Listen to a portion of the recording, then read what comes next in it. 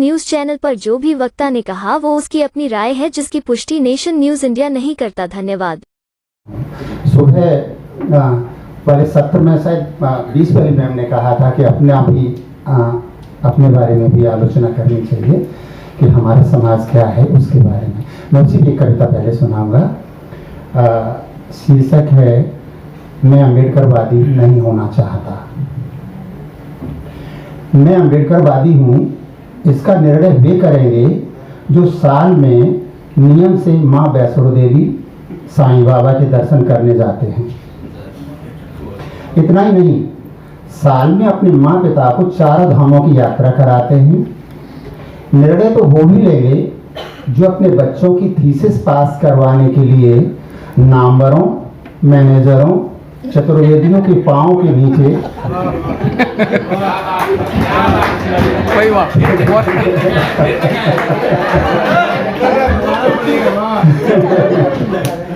मैं कभी नहीं हूँ, मैं पहले बता दूं, मैं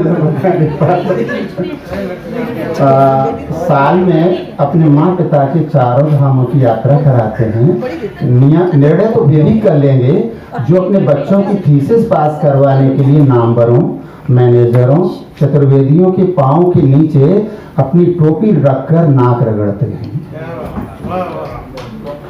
मैं उन्हें भी जानता हूँ जो अपनी एक रचना छपवाने के लिए यादवों, भारद्वाजों, सिंहों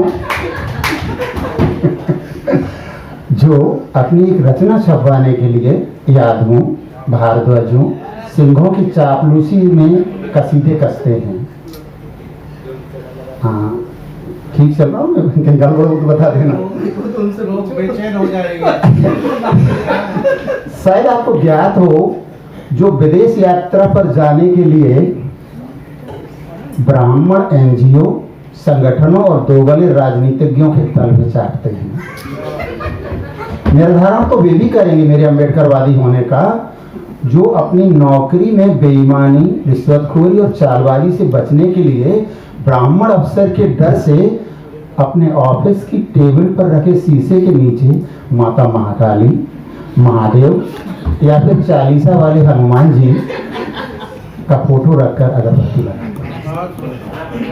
मैं ऐसे कितने लोगों को जानता हूँ जो दलित संगठनों के नाम पर सवर्णों की तुलना में दलितों से अधिक शोषण करते हैं। वे उनसे भी ज्यादा निर्मम और अत्याचारी होते हैं। तब उनका शोषण ब्राह्मणों, क्षत्रियों, दबंगों की तुलना में बिल्कुल भी कम नहीं आंका जाना चाहिए। क्या ऐसे फतवाधारी, ढोंगी, कपटी, दो मुंहे लोग अम्बेडकरवादियों का निर्धारण करेंगे? मेरे अम्बेडकरवादी होने का अम्बेडकरवादियों का निर्धारण करेंगे। और अगर ये सब निर्धारण करेंगे मेरे अम्बेडकरवादी होने का, तब नेकर वाले, हर्षों वाले, डंडों वाले जो राष्ट्रभक्त होने का निर्धारण करते हैं, फतवा जारी करते हैं, उनमें और इनमें क्या फर्क रह जाएगा? और ऐसे ही लोग निर्णय करेंगे मेरे अम्बेडकरवादी होने का, तो मैं कतई अम्बेडकरवादी नहीं होना चाहता। बहुत अच्छे, बहुत अच्छे, बहुत अच्छे। कविता मैंने उस समय लिखी थी जब मैं भारत सरकार में असिस्टेंट डायरेक्टर बना था, और मेरे घर पे जब खबर गई थी तो मेरी माँ ने मेरे पिता से कहा था कि तुम लला अफसर बनेगा। तो वहाँ की भाषा में यही होगा, मैं मैनपुरी का रहने वाला हूँ। तो मेरे पिता के आंसू निकल आए थे। तो अब जली कटी नहीं सुना रहा, ठीक है? हाँ, इमोशनल है। पिता तुम जीवन की कथा हो।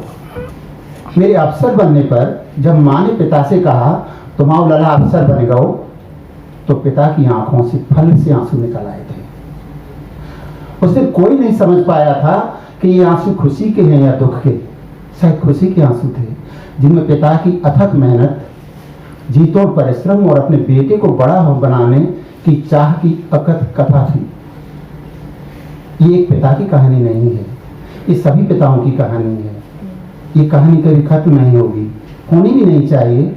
पिताओं की कथाएं खत्म कहाँ होती हैं, और न सिर्फ एक दिन का उत्सव है, वे चलती रही हैं, चलती रहेंगी अनंत काल तक। पिता एक दिन के लिए नहीं होते, पिता जीवन की आखिरी सांस तक न भुलाई जाने वाली कथा है। धन्यवाद। बहुत बहुत शुक्रिया आपका। ये कविता सुनाने के लिए आपने रिटायरमेंट तक इंतजार किया।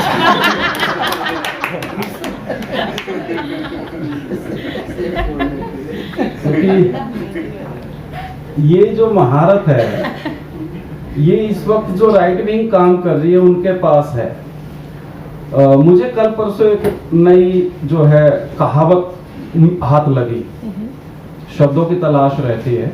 आपने वो तो सुना होगा कि ओखली में सर दे लिया मूसलियों से क्या डरना। तो इनके लिए किसी ने कहावत कही कि ये ओखली में है लेकिन चोट से बाहर है। ओखली के भीतर है, चोट से बाहर है। तो आप ओखली में थे पहले, चोट से बाहर अब आए हैं। जी, वो ये कविता हमारे सामने आई नहीं, वरना जैसे अगर कहा जाए कविता की भाषा में, आप समझदार नहीं हैं। समझदार लोग जो है, मैंने 2-3 लाइन लिखी थी बगैर किसी के कहे, मैं सुना रहा हूं अपनी ओर से। समझदार लोग भावनाओं में नहीं बहते, समझदार लोग भावनाओं में नहीं बहते, बिगाड़ के डर से ईमान की बात नहीं कहते। समझदार लोग हर सूरत अपना नाफा नुकसान सोचते हैं, मन भर मन को सोचते हैं। समझदार लोग चलते हैं कायदे से, मतलब रखते हैं फायदे से, भांप कर समय की चाल मुकर जाते हैं वायदे से। समझदार लोग भावनाओं में नहीं बैठे। तो आपने इंतजार किया समझदार होने का, शुक्रिया। तो थोड़ा क्रम को तोड़ते हुए जो नाम हमारे